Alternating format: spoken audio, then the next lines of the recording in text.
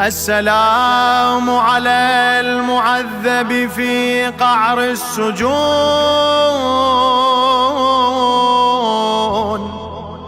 وظلم المطامير. السلام على ذي الساق المرضوض بحلق الحديد.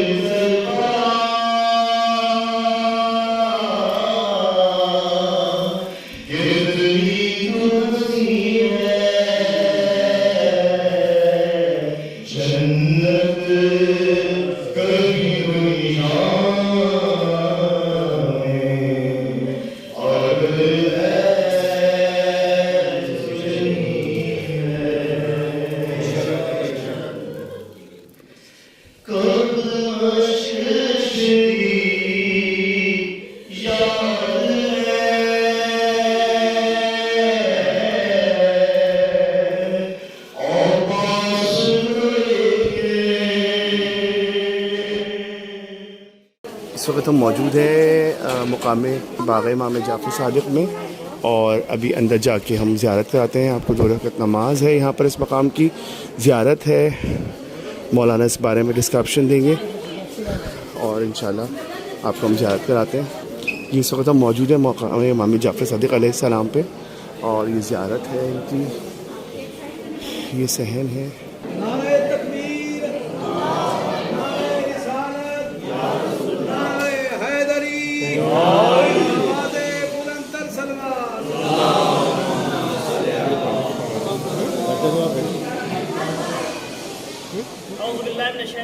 بسم اللہ الرحمن الرحیم. نحمدہ ونصلی علی رسول الکریم. بہت ہی مختصر سا بیان تاکہ ہم یہاں سے زیارت کر کے فوری طور پر دوسرے مقام کی طرف روانہ ہوں گے. اب جیسے ہم لوگ آئے ہیں ویسے ہی واپس بھی ہونا ہے. تو ہم لوگ جہاں پر بیٹھے ہوئے ہیں یہ مقام امام جعفر صادق علیہ السلام ہے،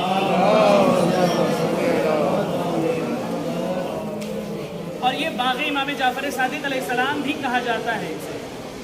اب چونکہ ماشاء اللہ سے شہدائی مولا، مولا کے چاہنے والے، مولا کے ماننے والے سارے مسلمین آتے ہیں بارگاہ مولا امام حسین علیہ السلام. جیسے حج ہم پر کیا ہے، اگر مستطیع ہو تو کیا ہے، واجب ہے، استطاعت رکھتے ہو تو واجب ہے. اسی کے ساتھ ساتھ یہ جو زیارت ہے نا، یہ زیارت کیا ہے، مستحب مؤکدہ ہے. یعنی ایسی مستحب واجب نہیں ہے، لیکن ایسی مستحب جس کی تاکید کی گئی، جس کی تاکید. جیسے مثلا اگر کوئی حج کرتا ہے اور حج کر کے فقط واپس ہو جائے اور اس نے رسول خدا کی زیارت نہیں کی تو کہا گیا کہ اس نے جو ہے خود پر ظلم کیا.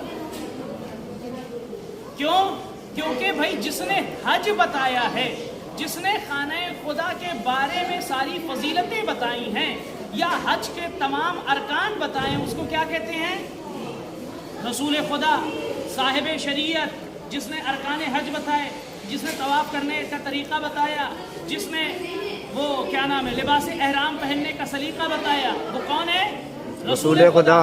اگر تم نے اسی کی زیارت نہیں کی گویا کہ خود پر بھی ظلم کیا اور صاحب شریعت پہ بھی، کیونکہ بھائی جہاں حج کر رہے ہو وہاں پر یہ بھی ضروری ہے کہ تم اس کو جانو. اب اسی کے ساتھ مولا نے فرمایا، رسول خدا نے فرمایا کہ ہمارے بعد کتنے جانشین ہوں گے؟ 12 جانشین ہوں گے. اس میں سے جس کے مقام پر ہم آئے ہیں وہ چھٹے جانشین ہیں، جس کا نام ہے کیا؟ امام جعفر صادق.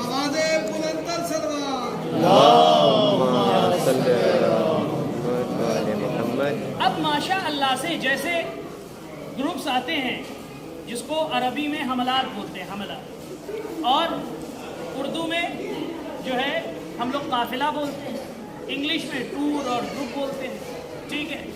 ایسے ہی مدینہ منورہ سے بھی آتے تھے زائرین. کہاں سے آتے تھے؟ اور جب زائرین مدینہ منورہ سے تو ہر کوئی یعنی کہ کچھ گروپس ہوتے تھے، ان کے لیڈرز ہوتے تھے، گروپ لیڈر اور رہنما. وہ کیا کرتے تھے؟ چھٹے امام کی بارگاہ میں جاتے اور جانے کے بعد کہتے مولا ہم لوگ زیارت امام حسین علیہ السلام کے لیے جا رہے ہیں کربلا عراق، تو کیا آپ چلیں گے؟ مولا کہتے تھے کیوں نہیں، بالکل زیارت کرنے جاؤں گا. اچھا ایک اور چیز بتا دوں، جس نے سب سے زیادہ حج، زیارات، عمرات کیے ہیں وہ کون ہے؟ چھٹے امام. سب سے زیادہ مشی یعنی پاپیادہ زیارت جس نے کی ہے وہ کون ہے؟ چھٹے امام. کیونکہ ان کو عمر بھی زیادہ ملی. وجہ یہ تھی کہ بنی امیہ اور بنی عباس اقتدار کے لیے آپس میں اس وقت کیا ہو رہے تھے؟ الجھے ہوئے تھے، لڑ رہے تھے. تو امام کی طرف کسی کی نگاہ نہیں گئی. تو امام کو کھلا ایک جس کو کہا جائے کہ پوری جگہ مل گئی، اور امام درس و تدریس یہ سب میں جاری و ساری اور احادیث بیان کر رہے تھے. اسی میں ایک شخص آیا، کہا مولا آپ کیا چلیں گے زیارت کو؟ مولا نے کہا ہاں ضرور جائیں گے. مولا نے کہا کہ ہاں ضرور جائیں گے. جیسے یہ کہنا تھا کہ اتنے میں کہا کیا بہتر ہو کہ آپ ہمارے ساتھ چلیں، کیا بہتر ہو کہ آپ ہمارے ساتھ چلیں. اب چونکہ ایک ہی فرد نہیں آیا ہے بلکہ اور بھی گروپ لیڈرز آئے ہیں، ٹھیک ہے. مولا کہتے جاؤں گا تو ضرور، لیکن کسی کے ساتھ نہیں جاؤں گا. ہاں اثناء سفر میں ملاقات ضرور ہوگی، اثناء سفر میں ملاقات ضرور ہوگی. اب الغرض جب یہ سارے گروپس والے چلتے اور جانے کے بعد مدینہ اور کربلا کے درمیان ایک سرائے خانہ ہوتی. سرائے خانہ بمانا وہ جگہ جہاں پر لوگ اسٹے کرتے ہیں کہ اب سارے لوگ جو ہے نا شام سے آئے ہیں یا اردن سے آئے ہیں یا مصر سے آئے ہیں، اس طریقے سے جو مین شاہراہ پڑتی وہاں پر وہ لوگ رکتے، جس کو سرائے خانہ بولتے. وہاں پر سب ٹھہرتے اور پھر ایک گروپ ہو کر کے یعنی سب ایک جگہ ایک، کیونکہ پہلے گھوڑا گاڑی ان سب چیزوں سے سفر ہوتے تھے، اونٹ وغیرہ پاپیادہ اس طریقے سے، تو ایک جب مجموعہ ہو جاتا تو پھر اس کے بعد آگے بڑھتے. تو یہ لوگ آگے بڑھ رہے تھے کہ وہاں پر ٹھہرے ہوئے، اب سب لوگ آ کر کے جمع ہو رہے ہیں. تو کیا دیکھتے ایک کوئی شخص ہے نقاب پوش جو کسی کے لیے پانی لا کے دے رہا ہے، کسی کے لیے کھانا دے رہا ہے، کسی کی تیمارداری کر رہا ہے، کسی کی خدمت انجام دے رہا ہے، جو امام کے بہت زیادہ قریب ہوتے، امام علیہ السلام کو بہت زیادہ قریب سے دیکھے ہوئے ہوتے، مدینے کے رہنے والے یا ان کے آس پڑوس والے. وہ ان کے حرکات و سکنات کو دیکھ کر کے فوراً ان کے زبان سے ایک آواز نکلتی، کیا آپ صادق آل ابا تو نہیں، آپ چھٹے امام تو نہیں. جیسے ہی کہنا ہوتا امام کے آنکھوں میں آنسو ہوتا، چہرے پر ڈھاٹا ہوتا، فوراً وہ اپنے آپ کو وہ لوگ کھینچ لیتے اور کہتے مولا آپ خدمت انجام دے رہے ہیں. اب مولا چہرے سے ڈھاٹا ہٹا کر کے نقاب ہٹا کر کے کہتے تمہیں نہیں پتا ہے کہ زائر ابا عبداللہ کا مرتبہ کیا ہے. سبحان اللہ. زائر ابا عبداللہ کا مرتبہ کیا ہے. اب عزیزان ایمان، اب وہاں سے یہ جو جگہ، جیسے ہم لوگ ہوٹل میں ہیں تو وہ ہمارا مقام ہے یعنی جہاں ہم ٹھہرے ہوئے ہیں، ویسے ہی چھٹے امام جب کربلائے معلیٰ آتے تو یہ جگہ پوری ان کی کیا ہوتی؟ جائے سکونت ہوتی، جہاں پر وہ ٹھہرتے، جہاں پر وہ رہتے. یہاں سے چونکہ نا فرات لگی ہوئی ہوتی، وہاں پر جا کر کے غسل کرتے، لباس تبدیل کرتے اور اپنے آپ کو اپنے جد امجد کی بارگاہ میں ان کی قبر پہ گرا کر کے کہتے سلام اس پر کہ جسے رلا رلا کر کے مارا گیا. اب عزیزان ایمان انشاءاللہ 10 بجے مجلس ہوگی تو میں اس کی فضیلتوں کو بھی بیان کروں گا جو چھٹے امام نے اس جگہ پر بیان کیا. اس میں سے ایک سے سن لیجئے. مولا فرماتے ہیں کہ 3 قبر الحسین علیہ السلام شفاء من کل دائن، یعنی فرماتے ہیں مولا کہ امام حسین علیہ السلام کی اصل خاک تربت امام کیا ہے؟ دوا ہے ہر مرض کے لیے، شفا ہے ہر مرض کے لیے. پھر اس کے بعد مولا نے فرمایا ہنکو اولادکم بتربت الحسین فانہ آمان. اگر کسی نے اپنے بچے کو جو ابھی نو مولود ہے، ابھی جو پیدا ہوا ہے، اگر اس کو یعنی کہ ماں کا جو دودھ پہلی فرسٹ غذا ہوتی ہے، اگر کسی نے اس غذا سے پہلے ہلکی سی ایک ذرہ بھی اصل خاک تربت امام حسین علیہ السلام اس کے زبان پر رکھ دیا، ایک ذرے کا ایک حصہ جو ہوتا ہے دیکھا ہوگا آپ لوگوں نے، وہ اگر اس کے زبان پہ رکھ دیا اور اس کی پہلی غذا بن گئی تو کہا گیا جب تک وہ ہے اس کے لیے آمان ہو جاتا ہے. سبحان اللہ. یعنی اتنی بڑی چیز جس کو مولا فرما رہے ہیں. پھر اس کے بعد مولا فرماتے ہیں یہیں پر اسی جگہ پر اتنے میں کسی نے پوچھا مولا زیارت امام حسین علیہ السلام کا ثواب کیا ہے؟ زیارت امام حسین علیہ السلام کا ثواب کیا ہے؟ جیسے ہی کہنا تھا مولا کا منبر تھا، لوگ جمع تھے، سارے زائرین تھے. اتنے میں مولا فرماتے ہیں من اتا قبر الحسین علیہ السلام عارفا. اگر کوئی معرفت کے ساتھ حق معرفت بحق ہی، یعنی اگر کوئی حق معرفت کے ساتھ زیارت امام حسین علیہ السلام کرے تو اس کے لیے کیا ہے؟ کان کمن حج ثلاثہ، اسے 3 حج کا ثواب ملتا ہے. سبحان اللہ. 3 حج کا ثواب. سبحان اللہ. اتنے میں یہیں پر بیٹھا ہوا راوی تھا، اس نے کہا بس 3 حج کا ثواب. اس نے چوک کر کے کہا بس 3 حج کا ثواب. کیوں؟ اس لیے کہ بھائی جس نے بچایا ہے خانہ کعبہ کو، یزید تو خانہ کعبہ یعنی کہ اس نے جو ہے استبل بنا دیا تھا نا مکہ المکرمہ کو، وہاں پر مدینہ منورہ میں نہ جانے کتنا اس نے جو ہے ظلم و بربریت کیا تھا. اللہ اکبر.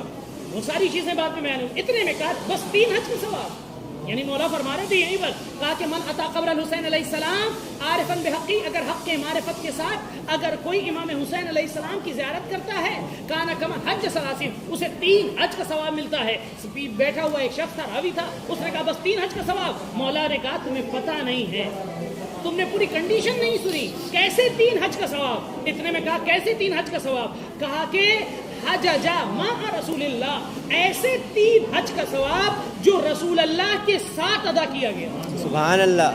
اتنے میں کہا مولا مطلب؟ کہا کہ بس یوں سمجھ لو جیسے میں آپ کے لیے اس وقت رہنمائی کر رہا ہوں، میں تو اتنا ہی بتا سکتا ہوں جتنا پڑھا ہے، میں اتنا ہی بتا سکتا ہوں جتنا میں نے دیکھا ہے، لیکن جو صاحب شریعت ہو، جس نے جو ہے بتایا ہو کہ حج کیسے کرنا ہے، ہمیں نہیں پتا کہ صحیح جگہ پر جو ہے وہ حجر اسود نصب ہے کہ نہیں ہے، ہم صحیح طریقے سے صحیح کر رہے ہیں کہ نہیں کر رہے ہیں، ہم صحیح طریقے سے لباس احرام پہنے ہیں کہ نہیں پہنے ہیں، ہم نے صحیح طریقے سے نیت حج کیا ہے کہ نہیں کیا ہے، ہمیں نہیں معلوم. ہم تو اتنا ہی بتا سکتے ہیں جتنا پڑھا ہے یا سنا ہے. لیکن وہ کہ جو صاحب شریعت ہو، جس نے ارکان بتائے ہوں، اگر اس کے ساتھ حج کیا جائے تو حج کا کیا معیار ہوگا. مولا فرماتے ہیں اگر کوئی حق کے معرفت کے ساتھ زیارت ابا عبداللہ الحسین علیہ السلام کرتا ہے تو اسے ایسے 3 حج کا ثواب ملتا ہے جو رسول اللہ کے ساتھ ادا کیا گیا ہو. پتہ یہ چلا کہ اب اس میں شک نہ کرنا، بلکہ تمہارے سارے عبادات اللہ قبول کرتا ہے رسول کے صدقے. سبحان اللہ. سبحان اللہ. عزیزان ایمان. پھر اس کے بعد ایک شخص نے پوچھا اچھا یا رسول اللہ یا ابن رسول اللہ، اے رسول اللہ کے بیٹے یہ تو بتائیے کہ یہ سرزمین کربلا کب خلق ہوئی؟ یہ سرزمین کربلا کب خلق ہوئی؟ جیسے ہی کہنا تھا اتنے میں مولا فرماتے ہیں خلق اللہ ارض کربلا، سرزمین کربلا کو خلق کیا گیا ہے قبل ان یخلق الکعبہ، کعبے کی زمین سے پہلے سرزمین کربلا کو خلق کیا گیا. اتنے میں پوچھنے والے نے پوچھا کتنا پہلے؟ مولا فرماتے ہیں ب24,000 عام، کہا کہ 24,000 سال پہلے اس سرزمین کربلا کو خلق کر دیا گیا. یعنی یہ سرزمین ایسی نہیں ہے، بلکہ یہ کہا گیا کہ یہ سرزمین وہ سرزمین ہے کہ جہاں پر ہر نبی آئے اور بین و بکا کیا ہے، جہاں پر اگر کشتی نوح آئی تو مجدھار میں پھنس گئی، سوال کیا ہے میرے معبود یہ کون سی جگہ ہے؟ کہا یہ وہی جگہ ہے جہاں پر رسول کا نواسا 3 دن کا بھوکا اور پیاسا شہید کیا جائے گا۔ اللہ اکبر، وہ نوح نبی اللہ جو نوحہ گری کرتے تھے، ایک بار کی ان کی آنکھوں میں بھی آنسو آیا۔ میں کہوں گا اے میرے مولا، اے میرے اللہ کے نبی نوح، آپ نے بس سنا آنکھوں سے اشک جاری ہوئے، ذرا اس کے دل سے پوچھیں کہ جس کے سامنے اس کے بھائی کے گلے پر چھری چل رہی تھی اور وہ کھڑی دیکھ رہی تھی، آواز دے رہی تھی، اے پسر سعد تو کھڑا دیکھ رہا ہے میرا بھیا ذبح ہو رہا ہے۔ اللہ اکبر، کوئی اس کے دل سے پوچھے ارے جس کے سامنے اس کے بابا کا جنازہ بے گور و کفن سرزمین کربلا میں پڑا ہوا تھا، ہاں بیٹا تو موجود تھا لیکن ہاتھوں میں ہتھکڑیاں تھی، پیروں میں بیڑیاں تھی، گلے میں خاردار توق تھا، آواز دے رہا تھا اے بابا ارے تیرا جو ہے جسم ناظری یوں ہی بے گور و کفن پڑا ہوا ہے، لیکن تیرا بیٹا اتنا مجبور ہے کہ ایک مشت خاک بھی نہ ڈال سکا۔ اللہ اکبر، کوئی اس کے دل سے پوچھے کہ جس کی بچی جو کہ اپنے بابا کے سینے پر ہی سوتی تھی لیکن جب گنجے شہیدہ سے گزری ہے، ارے بے سر لاشا جب دیکھا، آواز دی بابا ارے جب سے تم گئے ہو کسی نے تازیانے مارے ہیں تو کسی نے تماچے لگائے ہیں، اے بابا یتیمی کیا یہی ہوتی ہے؟ آ کر کے دیکھ لو، یہ سکینہ تیری سکون دل تجھ پر بیان کرتی ہے۔ وَسَيَعْلَمُ الَّذِينَ ظَلَمُوا أَيَّ مُنقَلَبٍ يَنقَلِبُونَ إِنَّا لِلَّهِ وَإِنَّا إِلَيْهِ راجعون۔ رزق قضائه وتسليما لأمره، پروردگار اس ہماری عبادت خلیلہ کو قبول فرما، ہماری دعاؤں کو مستجاب فرما، اور کوئی غم نہ دے سوائے غم مظلوم کربلا کے، اور جہاں کہیں بھی مولا کے چاہنے والے ہیں، مطلبدار ہیں، غمگسار ہیں، ان کے اوپر جو ہے اپنی جان چھڑکنے والے پروردگار ان سب کی دعاؤں کو قبول اور مقبول فرما۔ میرے معبود جو مریض انہیں شفائے کلی عنایت فرما، جو بے اولاد انہیں صاحب اولاد کر دے، جو اولاد والے ہیں ان کی اولاد کو نیک اور صالح بنا دے، اور ہمیں کوئی غم نہ دے سوائے غم مظلوم کربلا کے۔